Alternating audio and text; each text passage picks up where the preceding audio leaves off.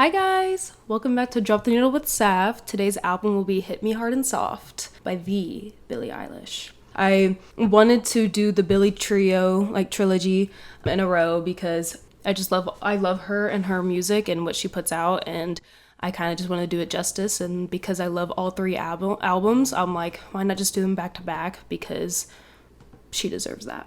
I think the album itself is just amazing. I feel like it's one of the most cohesive Billie albums we've ever had. Because this is only her third album, but this album has some great artistic things in it, and you can see her really growing as a artist. I literally last night, me and my boyfriend were watching clips, just performances of her. We were going back and forth on YouTube, each of us picking a video.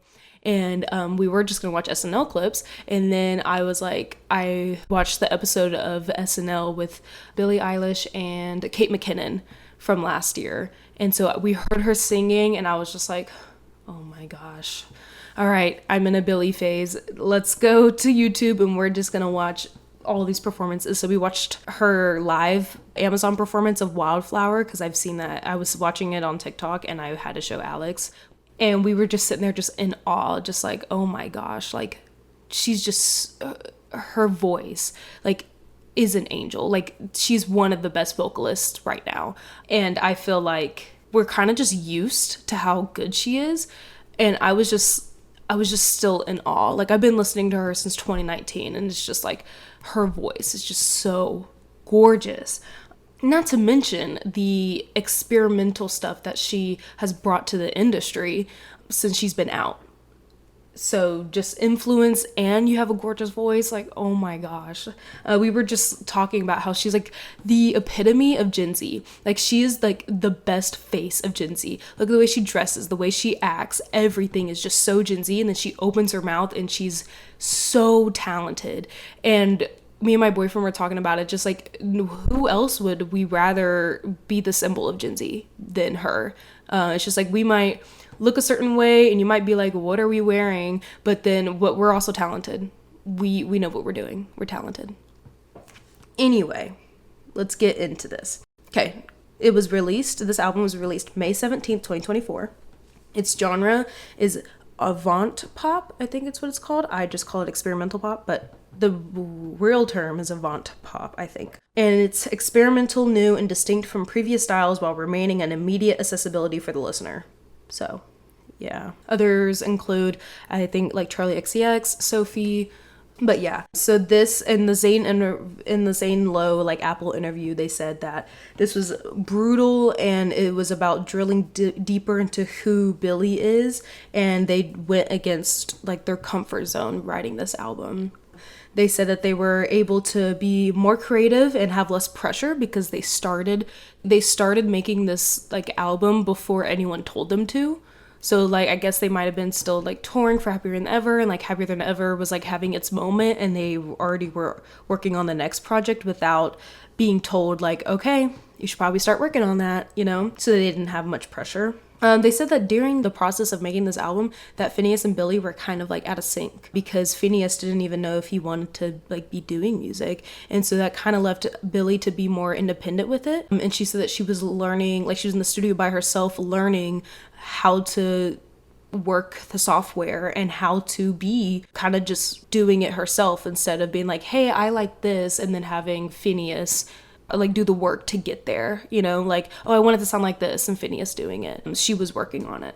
So then they also said that Happier Than Ever walked so that this album could run, and I am a Happier Than Ever stan. That's my Billie album. I have it tatted on me, and so I love seeing the growth from Happier Than Ever to this. This is her third LP, which is album. It's her coming of age album and her coming out album, with a nonstop rush of emotional and musical quick change swerves. That's from Rolling Stone. So context. This was kind of the span of 3 years. We got Happier Than Ever in 2021, and this was released in May of 2024, so that's a long time. And she said in an interview with Stephen Colbert, this was a span of 3 years since the last album, so she had lots of life experiences. That includes dating, that includes discovering that she has a gay side, you know. I think she's currently no label, but, you know, she's been experimenting with her sexuality and stuff. And so just lots of life experiences. And I think that really, really is shown in the album, not only writing and just like what she's talking about, but just also production and like the actual just writing. Like you can tell how much she's grown. All right, so let's get into these production and lyrics and the album itself. We start with Skinny. Skinny has a very concise message. Zane Lowe said, "Are you making up with yourself or breaking up with us?" Which is a very interesting take for sure. And she says it captures the bittersweetness of both, of making up with yourself and kind of also breaking up with us. And I feel like that's kind of what like We Can't Be Friends by Ariana Grande is about, you know, kind of just like, y'all are insane for just like always talking about me and talking shit about me with Billie about her body and whatever, that like, okay, I'm for in this stage of my life, I can't fuck with y'all because y'all are bad for me.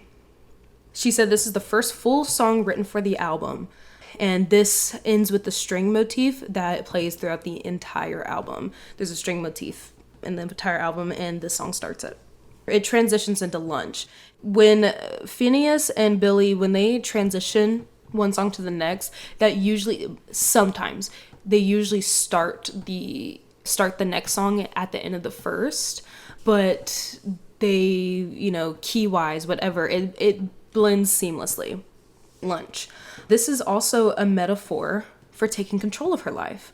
There's an interesting power dynamic playing out in the song, and she also said it's a joke. Like, well, she was like, it's a metaphor, then looked at the camera. I was like, kinda.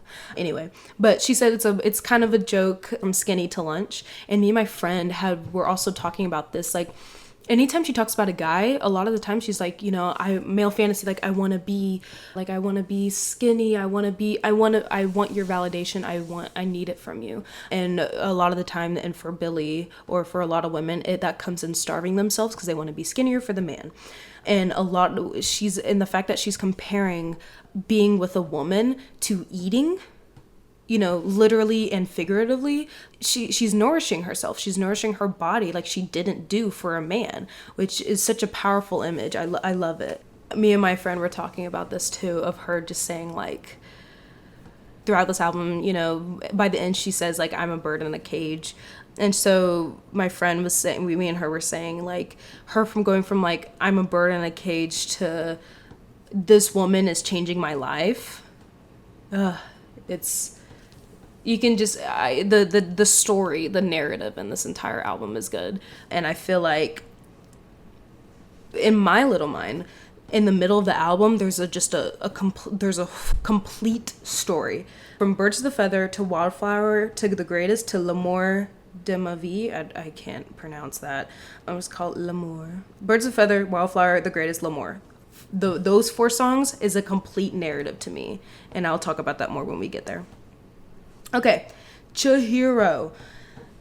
This song has absolutely no structure whatsoever. You know, you have like hook and like first verse, then chorus, then second verse, then chorus, then bridge, then like, you know, there's a pretty sound structure when it comes to music. But Billie kind of just like says fuck it and just does it, but it just does whatever she wants. But Chihiro has absolutely zero structure whatsoever. It is one of the coolest produced songs I have ever heard. To me it feels like her debut album, but way more concise and way more just like, I guess concise, I guess that's the word, just way more mature, confident. It's just, this is the most Billie song to me. Also, to me, this song is about someone changing right in front of your face. I know Chihiro is from Spirited Away. I've never seen Spirited Away, but I did a whole project on it last year. We did an adaptation project for one of my classes because I'm a radio, television, and film major. So my stuff is just analyzing media, which is what I like to do. Well, I did a whole project on this. I didn't watch it, but I know a lot about it. And so Chihiro is the name of the main character, I believe. This is really reminiscent of the movie, very similar. But to me, Chihiro, this song is about seeing someone change right in front of your eyes. Okay, next song, Birds of a Feather. This is the most normal Billie song to me. It is like structure wise. We talked about how Chihiro's that has like absolutely no structure. This song is so weird to me. When I was listening to it, I was like, why does this feel so weird? Like the song kind of just feels normal. And I was like, that's why it feels normal. And a Billie song is not normal. However, because Billie is not normal, the lyrics aren't normal. The structure is, but the way that she describes death is insane. Like, is funny to me. You know, it's like, it's normal birds of a feather, and she just gets weirdly deep into death. And so it's just like, if structure wise it doesn't feel normal for Billie, then I guess in the lyrics they have to make up for that.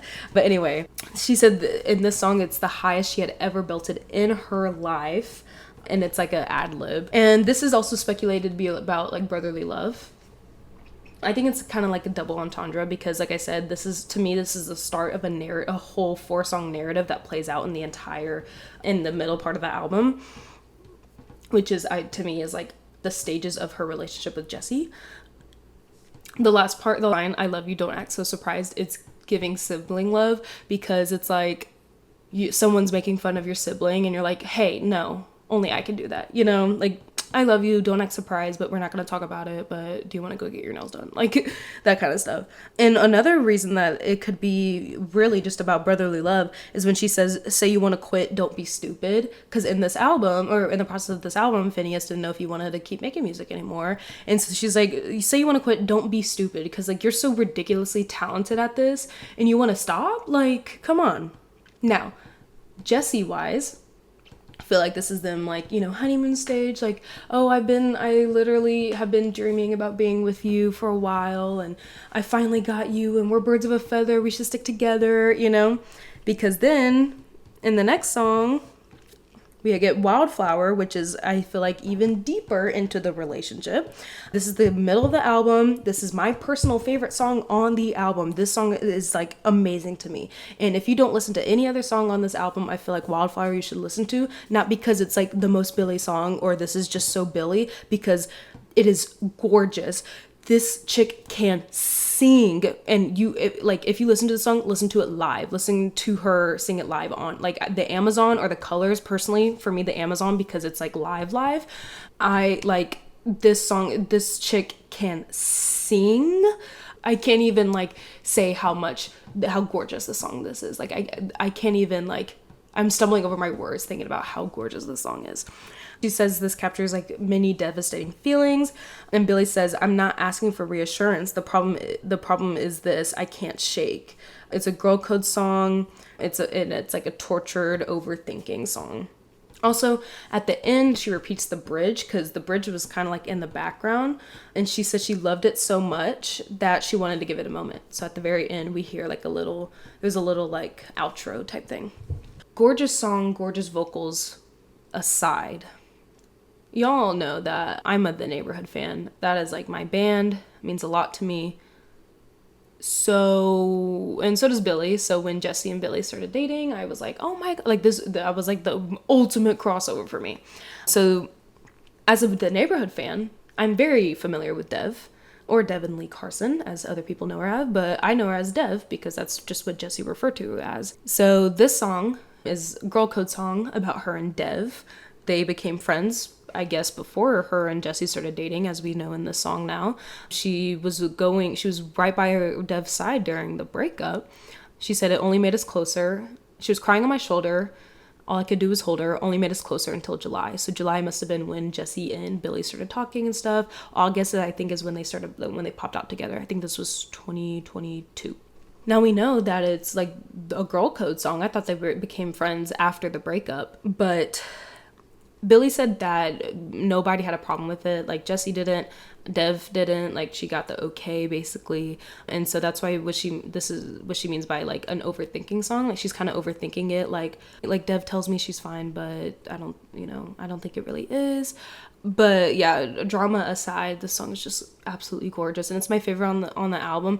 And it has nothing to do because it's Jesse or it's because it's Dev, and like and because of the drama. No, it's not my favorite because of the drama. I absolutely love this song because it's just such a beautiful song. You can hear and you can feel the pain in her voice of just like, did I cross the line? Like, and it's just such a good song. And so I feel like that is the middle of like the relationship, her thinking about it and thinking like, did I cross the line? Like, we're together, we're happy, but did what I do was wrong. So then we go into the greatest, which I feel like is like kind of either the breakup or kind of the end. I think this is like post breakup. And as far as the narrative of the story to me, the song The Greatest, she said this is the heart of the album for Billie. Like, this is her favorite song off the entire album. She said this is a turning point for Billie. She said she went from living life to understanding life. And she said the melody of the song plays in the string motif throughout the entire album. So the string motif that we heard at the end of Skinny is the bridge of this song. And then we hear it at the end of the album. So let's get into these lyrics. Oh, and the time signature in this is really interesting. I'm a band kid, so like the time signature keys, like I know it's so intentional, so it kind of like I really like it and really enjoy it. I can't for the life of me figure out what this time signature is, and I haven't asked my boyfriend yet because he knows it better than I do. But it's a really cool like time, like counting time signature at the beginning at least. So this is her like quite literally just like processing the relationship and just like, I'm giving you so much of my energy, my love, my passion, and you're not giving it back. And because I've admired you, and her first concert ever was The Neighborhood. She said that in an interview, kind of like reluctantly. So she's kind of like admire, and in the Variety interview where they were dating, she was like, I bagged him. Like, she was so happy, like lifelong childhood crush, you finally got him, and like all of her admiration, it kind of just broke her that, he wasn't giving her what she was giving him. And so I feel like Man, Am I the Greatest is it's a double entendre. Like, so she's sarcastically, man, am I the greatest for dating this dude, who's treating me like this, whatever. And man, am I the greatest for giving you all my love, admiration, and you're not giving it back. And also sarcastically, man, am I the greatest? I'm giving you all my love and admiration, and you're not giving it back, and I'm still doing it. So lot of layers to this. It is a great song. I think it just means more personally to Billie. It's not it's not in my top 5 for the album, but for the message and whatever, and it was probably very therapeutic for Billie. That's probably why it's her favorite. Anyway, so let's get to the next song, which to me, this is post breakup. So this must have been like breaking up. And I feel like the next song, L'amour, is post breakup. So this song is rumored to be about Jesse. I mean, yeah. In my mind, it ends the strings of songs about him. Actually, this is actually about 2 different people. The first half is probably about Jesse. The second half is by somebody else. I think it might have been the dude that she was dating during the Happier Than Ever era. In my mind, this is her figuring at the very end. It's her figuring out her sexuality, because in the end the beat shifts, and I feel like that's her like kind of leaning in, like, what is this lifestyle that I haven't dabbled into, So I feel like that end, we're both so pretty. She's like, so I'm starting to like women, kind of thing. They said in the Zane Lowe interview that this song was just like, be mean. Like, this was like venting for her, like, you were the love of my, or I was the love of your life, but you were not mine. She literally said in Birds of a Feather, you're the love of my life. So I'm telling you, I might be right about this whole string of narrative thing, this whole narrative and the, okay, whatever. Next song. So then we have the beat change, right? We're kind of getting into the, little like gay club moment. Then she hits us with The Diner. My God, this has got to be like the sexiest song she's ever made. It's about her stalker, and she writes and sings from his perspective. So she made something that was like, the stalker broke into her home, left her a letter, basically saying like, if you don't do this, I'll kill you. And she kind of mentions that in the song. But she's like, how do I do that? How do I write about this? And so she kind of just like, she made it fun. And she wrote it from his perspective. And even though the story itself is like just horrible and sad and heartbreaking and just violating, This song is like so like it makes me feel sexy listening to it. Anyway, okay, bittersweet. Sweet as in Suite, which in music, a suite is multiple pieces played at once. So it's like one long piece and it's like three like movements, whatever. So they did that. And I thought that like, I initially thought it was like sweet as in like a suite, like a hotel or something. Cause she's talking about like you were in the four, like them. I think she's talking about like being with a woman. And so I thought that's what the suite meant, but it definitely means multiple things. What makes it a suite is it starts off with one thing, it transitions into the middle of the song, and then at the end it ends with True Blue, and True Blue transitions into the song Blue at the end. True Blue was a unreleased song from like her like silver hair days and stuff, and it got leaked. So and she heard it and she was like, honestly, we could do something with this. So she rewrote the verse. So here we go. So we're Blue, the song Blue. She made True Blue when she was 14, and then she rewrote several verses for this album. The first half of the song is end credits for the album, like Goodbye, in her debut album. She references every song. Zane Lowe called the song, like, Blue, like the end of the album, such a downer, because it kind of is. It makes you just sit with it. And I love when it does that. Like, it's not that it leaves unresolved, but it's just like it leaves you with something to sit with. I want to cry at the end of the album just because it's ending. It's just like, oh wow, you know? The first quarter is True Blue. The second half is Born Blue, which was supposed to be on Happier Than Ever, so it's probably about Q. Then added the string motif at the end, which is the melody of the bridge from The Greatest, and is also in Skinny, so it starts and finishes the album. I just realized today, I was like, oh crap, like this is the 3 albums. She's referencing all of her past selves. We have True Blue, which is like debut era, kind of Don't Smile at Me debut era. And then we have Happier Than Ever, Born Blue from Happier Than Ever that they never used. And now it's just part of the Blue song, which is, Happier Than Ever. And then we have Blue, which is, she rewrote the verse, whatever, for the song Blue. So it's all 3 Billies in one. And then we hear the string motif. It's so gorgeous. And then it resolves the album, and that's what Zane Lowe meant by it's such a downer. She ends with that. She ends with don't hate you but we can't save you, just like oh my gosh, that just hit me. She ended Happier Than Ever with I know I should but I could never hate you. I just got goosebumps. So yeah, that's this album. Reviews, Rolling Stone rated it a 4 out of 5, I think, because I went on their website and they usually have like the stars there, and there was like a stamp that was like listen to this, and it had like 4 stars on it, so I think that's what it is, and that makes about sense to about Rolling Stone, I guess. So I'm gonna say 4 out of 5, I think. Pitchfork was 6.8 out of 10, which is really like underwhelming, because I'm like, this is actually an amazing album. I think it should have been at least an 8, Anyway, so yeah, this marks the end of the Billie trio, the Billie trilogy, which I've had a lot of fun doing. I've been recently, so I'm wanting to do my top songs of the week, because I know I haven't been doing that recently, but I was supposed to go to the Childish Gambino album, or Childish Gambino tour, and it got postponed, and so I've been in deep denial about that, and I've been just like still listening to Childish Gambino, having myself up for the concert that I don't know when it's gonna be.